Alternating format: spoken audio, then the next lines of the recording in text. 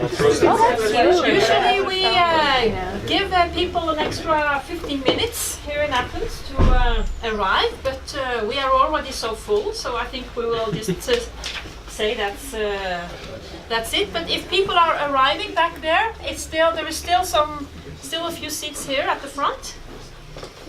So please fill up the chairs here from the front. Welcome everyone to this lecture in the lecture series of the Norwegian Institute. I would like to say a special welcome to all the students present here today. One group from the US, from Carthage College, Professor Schowalter's students, who is brought to Greece on a tour, and they will be touring around Peloponnese and southern Greece for a week, starting end of the week, and also a group here with Professor Amadou, who is maybe opening the door right now. They are from Norwegian universities and are here to study Athens in the classical period. But they will also go on a tour to see a little bit more than Athens later on. But the biggest welcome is to Daniel Schowalter, who I have known for a long time, so it's a special pleasure to be able to welcome you here today. Schowalter is a professor in classics and religion in those classics and religion departments at Carthage College. He has his doctoral degree from Harvard University and studied there together with a group of other very nice people who I also got to know. And we have been collaborating a lot through the years. Schowalter's research interests revolve around archaeology and the religions of the ancient Roman world. He is co-director of the excavation of a three-phase Roman temple at Armory in northern Israel, and he has co-edited many volumes on Roman Corinth, urban religion in Roman Corinth, Corinth in Context, Comparative Studies in Religion and Society, and Corinth in Contrast, Studies in Inequality.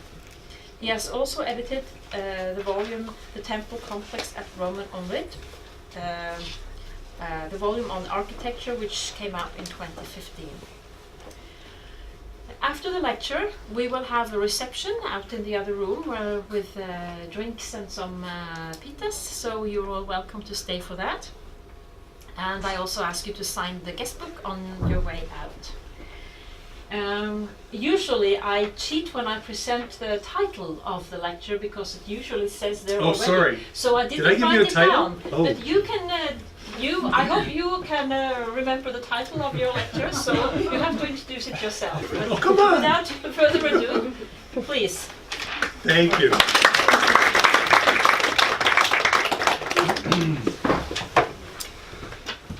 So this is really a great opportunity for me and a wonderful occasion to be here. Before I start my timer on the actual talk, I just want to say that my students who are here, I hope that you get 1/10 of the experience of Greece that I got with my teachers, starting as an undergraduate and then as a graduate student with Helmut Kester at Harvard, with the help of people like Charles Williams and Nancy Boukidis when we came to Greece and came to appreciate this place.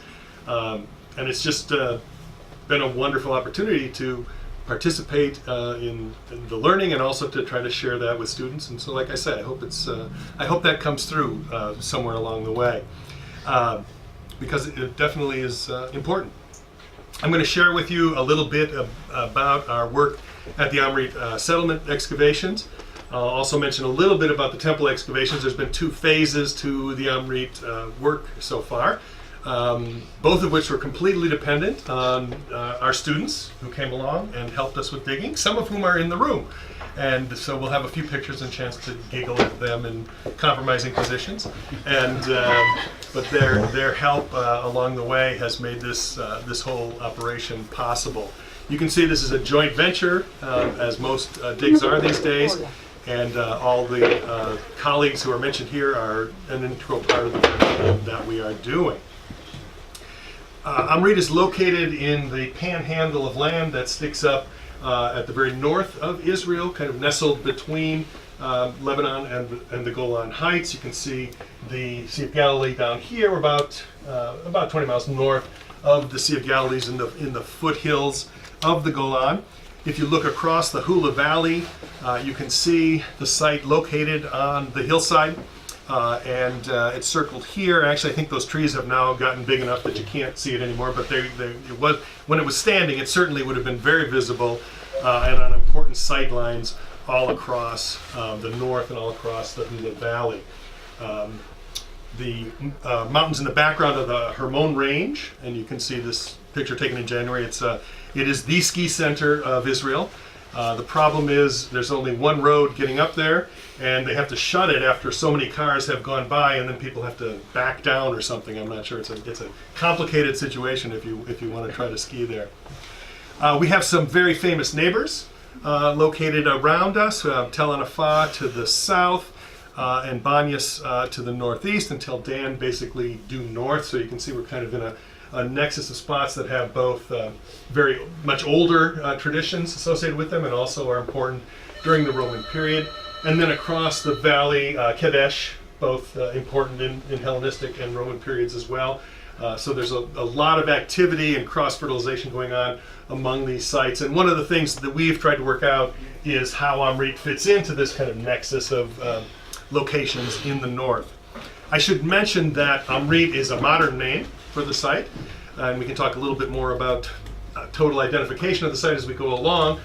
We have several Mandate period maps that refer to Umeri and Amri in different configurations, and so the Amrit is kind of a hybrid modern name that we've used to describe the place where these excavations have been taking place. The excavations began in 1999. In 1998, my colleague Andy Overman from Macalester University visited the site, and there had been a major brush fire in the region that burned off all the overgrowth, and you could see building blocks and monumental temple pieces all over the place. And so this was enough to convince Andy to begin excavations. They started in '99, and under the direction of Macalester College, and we joined as a full partner. Carthage joins as a full partner in 2006. This sign was put up in 2010, I believe, right?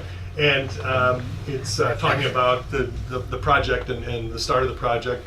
We put up the sign in 3 languages. And as you may know, languages in Israel can be controversial, and we didn't know if there would be any kind of defacing of the languages. Interestingly enough, the only defacing on the sign is that somebody broke the Carthage logo. I'm not sure if it was a Roman or who exactly felt the need to crack that, but anyway, otherwise the sign is still intact. Here's our group from this season. I'm not sure what Larry's doing here, but anyway, this is out in the field, and this is the group relaxing back at the kibbutz. And the hard work that they did, as I say, and they continue to do, is integral to making our project successful. The project is laid out around the temple complex, which is here, and we dug in the temple area through 2011. And then since 2011, we've been working in the area to the north, a little bit up here to the east, just a couple seasons, a couple squares, but mostly along the line of what seems to be a large stoa-like building that runs north-south. The north is actually at the bottom in this shot. We're on a nice plateau, surrounded by a wadi on the south side and a wadi on the north side. So again, this is raised up and prominent. It would have been a clear kind of a landmark billboard type of a location, and visible around all of the north. As Joran mentioned, it is a 3-phase temple, and that's 3 phases we can identify clearly. There seems to be evidence of an earlier building as well. We have no structural evidence. We have a floor, we have pieces of an earlier building with painted plaster and a number of things, so we know that there was an earlier project. But you can see here the first phase, a small podium temple right here, surrounded by a larger podium temple, basically, which encircled and buried the previous building. And then there was an extension in the third phase of a peristyle temple, hexastyle peristyle temple, that was created as the final temple phase. The altar out here probably is associated with the final phase. I guess I can do this too, that might be easier than looking. Let's see, let me turn that on. Pointer here. Right, so altar out here, and you can see in this shot that the area around the temple was paved with a really nice basalt paving stone, so it was quite an impressive location. I'm not going to say too much about our first phase. We call it the early shrine building. I could say a lot, like several lectures worth. If we have time at the end, I can add in a few details, but it's a fascinating building. It was surrounded by a painted peristyle wall with a window so that you could look through or pass offerings through, or it had a very interesting interior. There's a statue base and an altar located here behind Amy and Caroline, and there's the steps that lead up to a platform that entered and led into the actual temple over here. And then you can see how the the podium wall of the second phase basically completely surrounded this earlier structure, and then it was buried. It was cut down to the level necessary and then buried. Artist reconstruction of what the first phase would have looked like, tetrastyle in this case, ornately decorated, lots of details. We have some pieces that have made it into the Israel Museum in Jerusalem, and we're very excited about that other people can have a chance. It had this frescoed wall around it, and it was topped with this kind of odd assortment of Merlin blocks, the crenellated blocks that ran around the top in bright colors. In the second phase, this building, as I say, was completely buried by another podium temple, also tetrastyle. Very little remains of this phase other than the podium, which you can see in the bottom here. A few capitals that Michael Nelson have identified as probably part of that phase, but he also thinks that many of those would have been reincorporated into the final phase, which we get to in just a second. Identification of this phase has been interesting and somewhat controversial. We have a passage, let me skip ahead there. We have a passage from Josephus that refers to a temple that was built by Herod the Great in honor of Augustus. And Josephus says this was built near the place called Panaeon, a sanctuary of Pan, that's actually located about 3 kilometers from our site.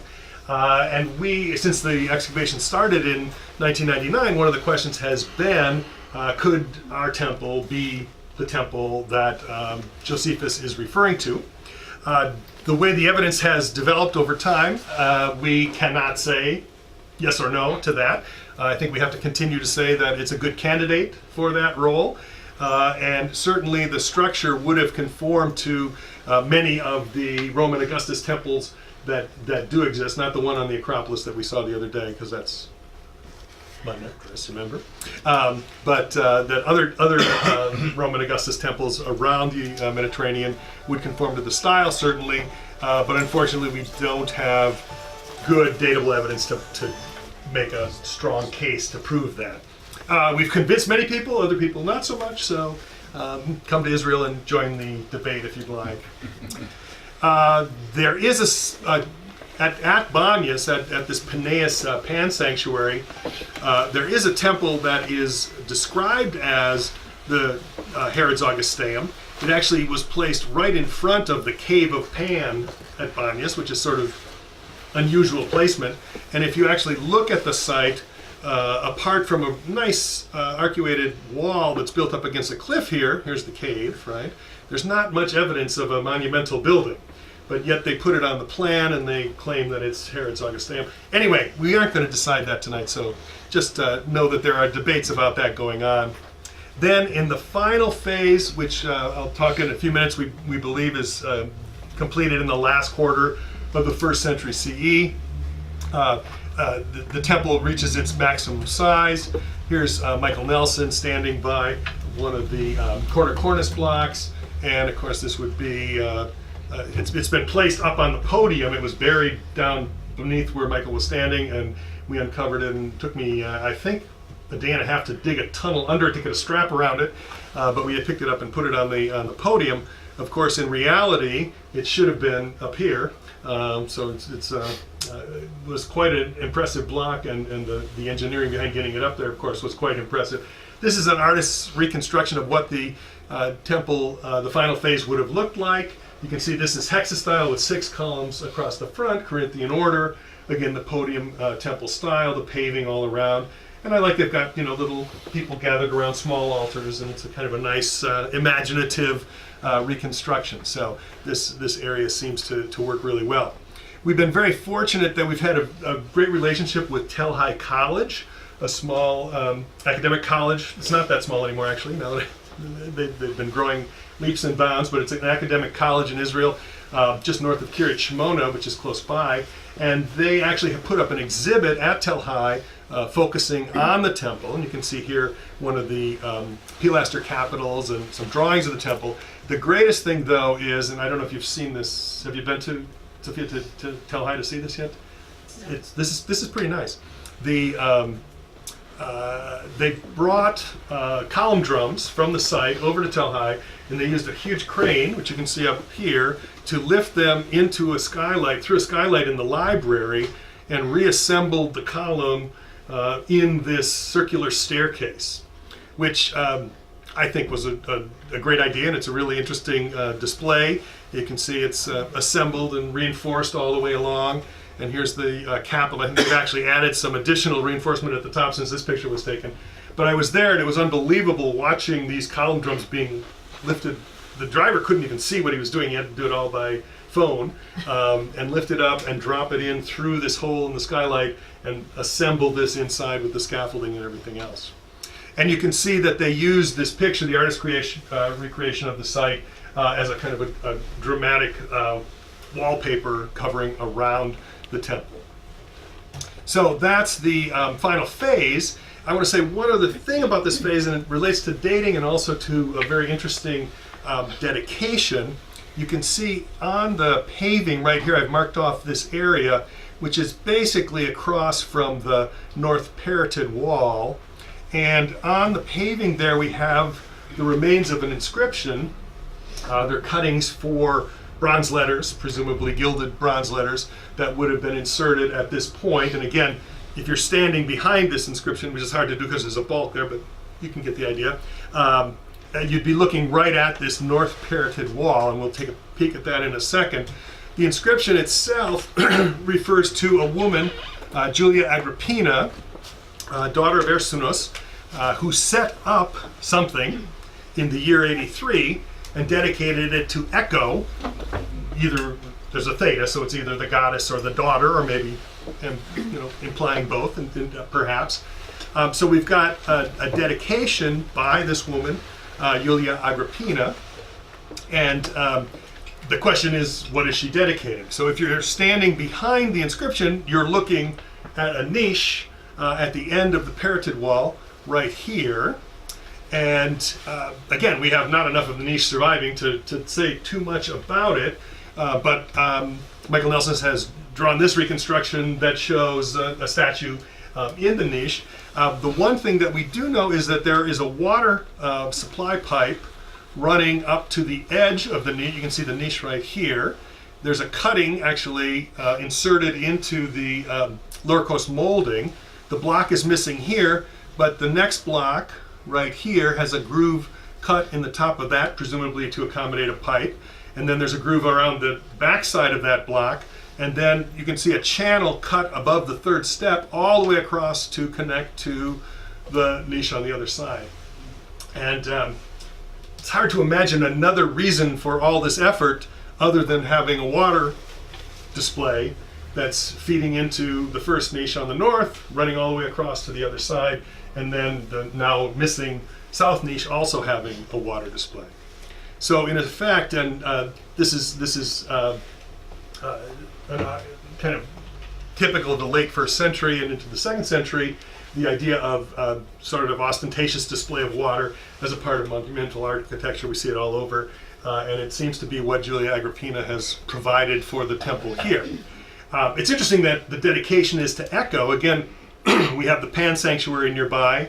There's other dedications to Echo, later dedications to Echo up there, but in this case, it's associated with a temple that is probably not dedicated to Echo, but is a feature of that temple seems to be this very prominent and interesting water supply. So we're still working out the details of that, but it's a very nice instance, especially since she dates it and says the year 83, which is in the Banyas calendar, which means 80-81. And especially since we've got this cut through the lower coast molding here, it seems pretty likely that this is a dedication made at the completion of the temple. So we can say that the final phase is completed by the early 80s, or close to completion anyway, by the early 80s CE, and that gives us a nice date for that phase. Okay. All right. So that's basically the temple complex, the story of the temple complex. We know that there is also occupation. We've had some pedestrian survey of the area that has showed occupation well into the Byzantine period, and then there's also a 12th and 13th century occupation in the place as well, around the area as well. We do have evidence of Byzantine Christian presence. Next to the altar, right here, you can see there's a small building with an apse. That seems likely to be a chapel that's kind of installed on the paving, and we've actually, the original paving is still in place here on the east end. On the west end, the blocks have been robbed out and replaced, presumably when the chapel was built, and we had early 7th century dating for that floor. That we put in. I think, did you help rip out those blocks? Yes, Larry helped rip out those blocks and put them back nicely, I think, as well. So we have a nice dating for what seems to be the establishment of that chapel. And for the region, that's a fairly late date for establishing a new Christian structure. By that time, you've had different groups who have come through, and there seems to have been a kind of a subsiding of Christianity in the region, but it's they're still building a chapel here at that time. Some blocks that we can't place architecturally that have crosses on them. This is a door lintel that has a series of crosses running across it. This is a wonderful carved basalt piece that I want to make into a wing. You can kind of see that there are feathers coming across the top here. Obviously, there's not enough to know what it might be a wing of, but it's clearly part of some sort of carving, a winged relief of some sort. And then we have some small finds objects, metal objects, also from the Byzantine period, also representing Christian crosses in this case. And this one's great. It's a buckle with a cross attached to it, so it's kind of a nice a functional combination with the cross on it. In the area to the north of the temple, we've found lots of evidence for production of agricultural goods. Okay, so we've got a top of the grindstone here. This is actually right in front of a large vat that we don't have a good view of in this picture, but I probably can show you one later. And also we have a huge column drum that was recut to be used as a weight for an olive press. And this is not kind of a backyard home olive press. This is a major production of oil, and they're doing some serious production in the region. Just a shot that shows some local children visiting the site and getting a chance to do some sifting. We'll let anybody sift. It's as long as somebody's watching them, we can help. And here are the students sifting and washing pottery and having all kinds of fun. Okay, so in terms of our recent work, it has focused around, as I said earlier, this stoa-like building that runs along a road leading to the wadi on the north side of the site. Okay, now I say stoa-like building in deference to Michael Nelson, our architect, who has become convinced, and he's convincing me and others as well, that this building is not a single construction stoa unit, even though there's a long stylobate running across the front of it, and there seem to be shops in the back that would certainly look and form to be a stoa, but actually that's a building built in stages. So I know the word Tabernae was in the title because Michael's suggesting that the actual first thing to be built was this kind of row of shops, and then the stylobate and the colonnade was put in later, and they weren't necessarily ever attached, right? It was just kind of a makeshift operation. We had some work in one of the squares this season at the end of the colonnade that Brooke and other colleagues were working on, and where's Brooke? Oh, Brooke and other colleagues were working on, sorry. That seems to have confirmed that kind of this was patched together over time rather than being a single built unit. So our work has been focusing on what's the north end, north being to the right in this picture, of that building. So here you can see the line of the colonnade. Okay, there's a middle line here that has doorways cut. Okay, each one, and then opens into a room in the back, and then the back wall here. Okay, so this at the end is the kind of patchwork wall that I mentioned. That seems to indicate they needed to close it off on that end, but it doesn't necessarily appear to be a single project on that. So this is very interesting. This is a great building. We've got firm dating for this in the early 3rd century, which again, seems a little late for this sort of a monumental construction, but clearly it was an important part of the site, and the site was still strongly functioning at the time, and they wanted to elaborate it and make the entryway into it more dramatic in the early 3rd century. And so we were trying to find out more about this building and the construction of it and the function of it when we discovered that it was not the first building in the area, right? So this first was discovered over in J21. My arrow has slipped there actually, so we're supposed to be. Oh yeah, no, we're right here. Okay, so in J21 here, where we at the bottom, below the founding level of the back wall of the stoa, we found paving and a couple of steps and a doorway. Okay, so it was clear that there was earlier construction at that point that we hadn't necessarily anticipated seeing. You can see here that step and the doorway. There's clearly a block meeting a door jamb on that side, and it seems to continue on and was taken out when this back wall of the Tabernae were put in. So because of that was first found in 2015. So because of that, in 2016 we moved one square to the east and excavated in K21. By the way, this aerial shot is done at the end of the season when we've sandbagged and roofed the areas that we'd already excavated. So that's why you see these different color covers over these areas. This area, K21, proved to be quite interesting. Woo! Sorry. I don't think we need that. I'm okay without it. Okay, thanks. I'll try not to kick it again. In that we came down, again, this is on the other side of the wall from where the step and the doorway were, and we came down on a room that had a really nice plaster floor and a step and a wall running, continuing from the square to the west, a doorway here, and then a basin type structure that is about half destroyed when they put in the front wall of the Tabernae or the center wall of the stoa, depending on your perspective. This is actually the threshold for the room that's part of this wall. So there was a complete apsidal water installation here. You can see that there was a drain hole that still has a little terracotta pipe surviving in it, which is nice. But the best part is that the surviving portion still has painted plaster that was cleaned and preserved and conserved by Amir Jenak, who did a really nice job and showed us ducks floating on the water and fish below the surface and various kinds of sea creatures. I'm still not sure what this long item is here, if it's some kind of a fish coming up to attack the ducks. Probably not. That wouldn't be a very peaceful sort of a sentiment. But anyway, here's one of the fish on the left, and you can see there's two of them on the right. I like this guy. He seems to be very earnest and interested. So this is a really nice, nicely decorated water feature. Again, we are missing 2/3 of it, but we still get a sense of the kind of level of decoration and the beauty of the thing.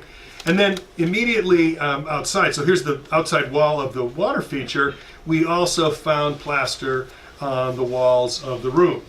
And this was kind of very nicely preserved in small parts, and it seemed to be some kind of a fence, a lattice-like fence with some vegetation behind it.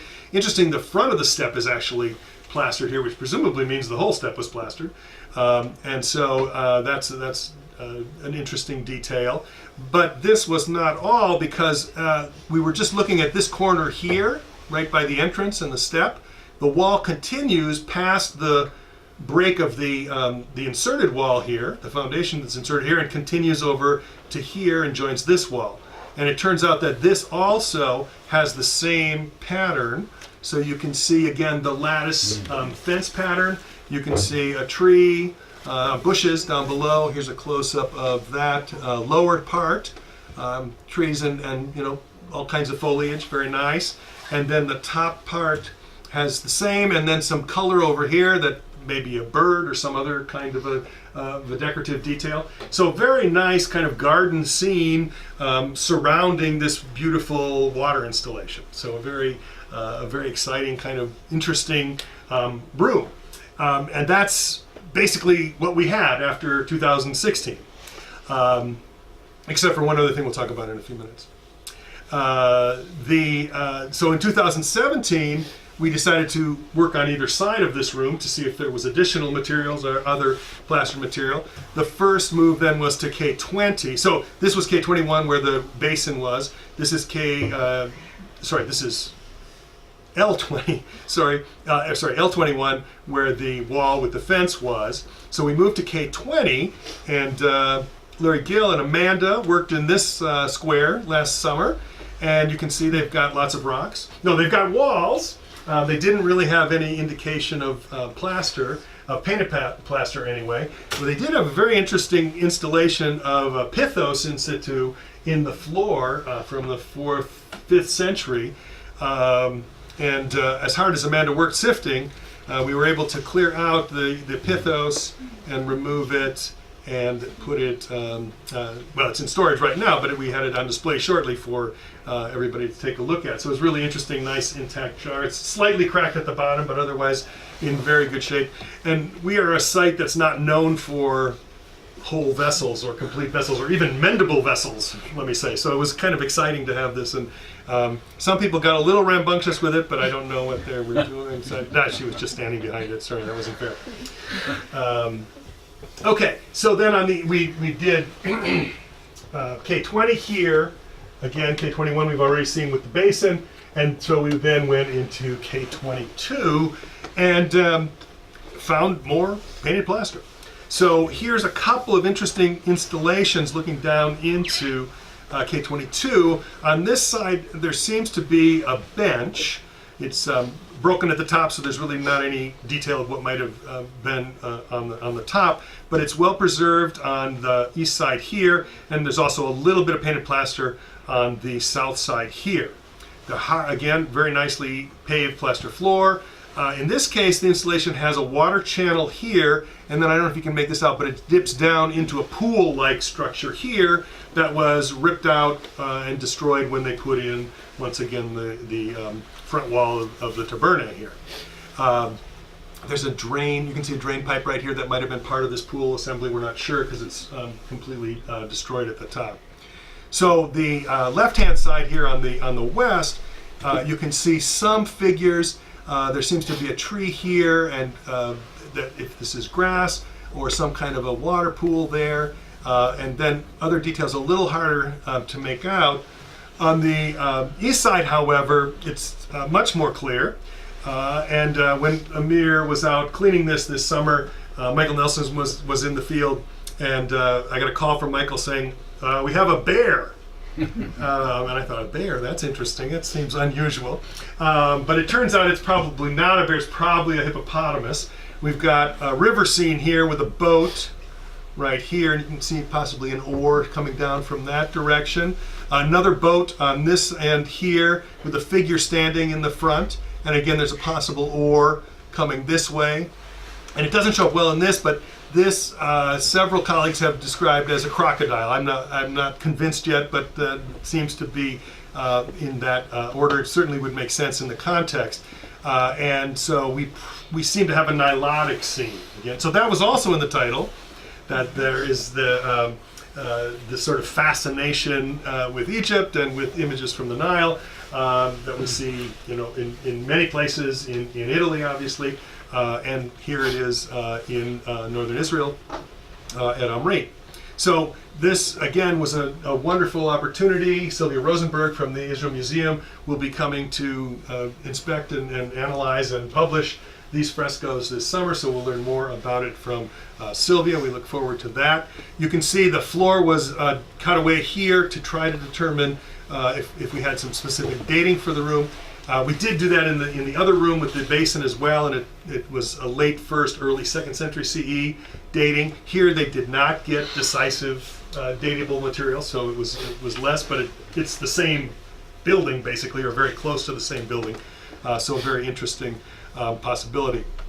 The downside, of course, of finding something like this is you have to protect it. So what did we spend 3 days sandbagging? We've been making sandbags all season in preparation, and then 3 days sandbagging, and then again building these roofs to construct over it to make it stable and protected from the sun. Because the sandbags, of course, if you don't protect them, they deteriorate to the point that they're useless in terms of any kind of protection. All right, good. Come on, just want to see the clock. Sorry. No, shh. I don't want you to see the clock. You still have time. Am I still okay? Okay, good. So, overall, you can see we haven't excavated all the spaces, and we're not going to. We're going to do a study season and this season and probably next season as well. But we've certainly come across a very interesting series of rooms. This season we will, because Sylvia's coming and because we want to get aerial photographs of the whole thing open, we're going to remove all the sandbags again. If anybody'd like to volunteer to come and help remove sandbags, we'll be doing it roughly June 10th to the 15th, somewhere in there. I was calculating that we probably moved a couple hundred cubic meters of dirt out of these different areas. So if you start over here in J21 and the whole line here, we dug in here and also along here, and then the last trench down here. And so it was a major effort to move all of this. It's interesting though that we had, this is out of order here, the most excitement that we had as part of any of this excavation of the several hundred cubic meters, or even going back to the temple, the most excitement we had was these three objects that came out of the fill of the 200 cubic meters. Okay, so you can perhaps make out these are small phallic objects. This one is actually completely preserved, and it has a hole in the top that presumably would have been used for some kind of string to put around the neck or put somewhere, hang somewhere, right? And these three were found in the space L21, and then last season in L23 they found a fourth one made of glass. Actually, these are the other three are terracotta. This one was made out of glass. So this was shouldn't necessarily be surprising, right? Because we know phallic imagery is found in lots of different contexts in the ancient world. We've already seen several examples of herms since we've been touring around in Athens, and we'll see many more, obviously. But it created a huge stir. So this is the Daily Mail online. A 1900-year-old Roman house covered in penis-shaped amulets is discovered in Israel. Now, I gave a talk at the AIA meeting in January of 2017. Yeah, January of 2017. And I showed the three the three items, and I talked briefly about it just in the context of being part of the discovery. There was a guy there from the Live Science webpage, and he got in touch with me and said he'd like to do a write-up about it, and he wanted to know about the structure, the building, and the details, and also about these amulets, which is fine. And we talked about it, and he did a nice job. The Daily Mail apparently took that article and blew it out of proportion to a great extent. Obviously, the site was not covered in penis-shaped amulets. There were 4 in 300 cubic meters of fill. That's not exactly stunning or surprising, right? But they certainly wanted to make it seem that way.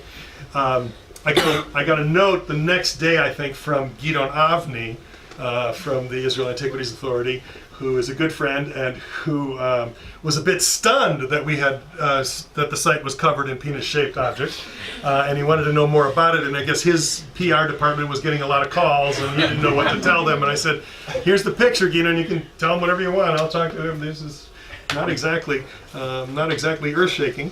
Anyway, then this was followed up by the Times of Israel, a much more sedate or reasonable kind of an approach. Ducks Not Phalluses, real stars of the 1900-year-old find in northern Israel. So it blew up into a bit of a, it was a tempest in a teapot for sure. And in each time I talked to somebody about it, and there were probably 6 or 7 publications in various online sources that were talking about it, I really tried to say, in the context of what we're doing, this is a very small part, right? And especially since it comes from fill, right? This is all stuff that was added to raise the ground level sufficiently to build out these Tabernae, or the stoa-like building. The ground was sloping down, so you had to bring in all this stuff from wherever to throw in there. So this really doesn't tell us anything about the buildings that we were excavating. It just tells us about the junk that they threw in when they decided to bury them. Okay. Some of the news agencies got that better than others, but it was certainly a bit of a struggle. And I think we could talk more about what this says about modern society and modern interest levels. I don't know if we want to. And I was kind of feeling like, it's not necessarily that relevant in terms of today, in today's world. And then I was walking in the Plaka yesterday, and I saw a huge rack of penis-shaped objects. The top row is keychains, but then down below it you can see there's bottle openers, which seems like a great connection, right? I mean, what could be better than that? Okay, I'll get off of it. Sorry. Anyway, this is, clearly an opportunity, I think, for discussion and education and thinking about some of these issues in light of realities in terms of U.S. society and other societies, and talking about these things. And so we're open to doing that if people are interested. We're not necessarily going to have layers and layers of thousands of them, because we just don't have that. Okay, so the last thing I just wanted to show a little bit from the square I mentioned from the end of the stoa that Larry Gums dug this summer with Brooks' help and other help there, and they did a great job. We've had for a while now evidence for a bath at Armory. We found round bricks. I think we have about 8 or 9 of them now. And again, if you know, round bricks are used to support the floors in a bath complex. There's not a lot of other reasons to have round bricks if you don't have a bath.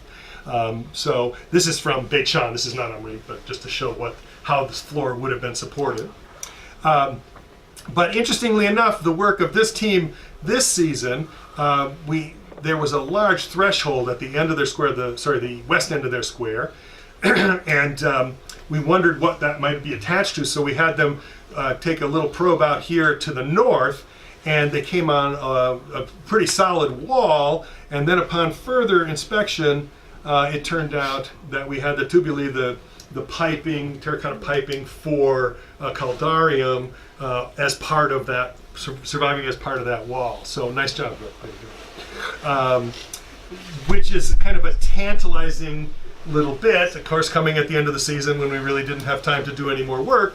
and we probably won't be going back to do any more work, but we do have a pretty strong confirmation that we have a caldarium here, a hot room of a bath, and that it would be interesting to explore further and to find out the connection between this space, the painted space immediately to the south. The painted space is immediately to the south. And I didn't even show a picture. We've got a really interesting wall on the other side of the, I can show it, can't I? Sorry, didn't mean to go through those again, or those.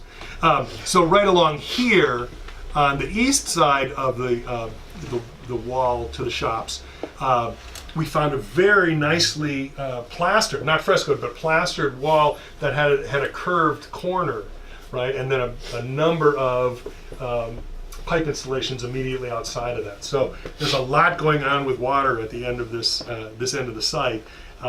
It makes sense because it's very close to the Wadi, which is full of water during the wet season of the year right now. And so the fact that they would have the ability to move water and have water available makes a lot of sense at this point. In addition, there's a high plateau to the east that also would have had runoff, and they certainly could have collected on that side as well. So that's pretty much what I wanted to cover. The idea of the title was talking about the painted plaster, the Egyptian motif, the Tabernae, and the phalluses as a little bit of Roman presence in northern Israel. Obviously, we have this at other sites in Israel. It's not that Armory is unique in this sense by any means, but it's come together very nicely in terms of understanding not only the temple and the phasing of the temple over time, but also now an understanding of the phasing of the area around the temple and the development of the community that was there. So I'll stop there.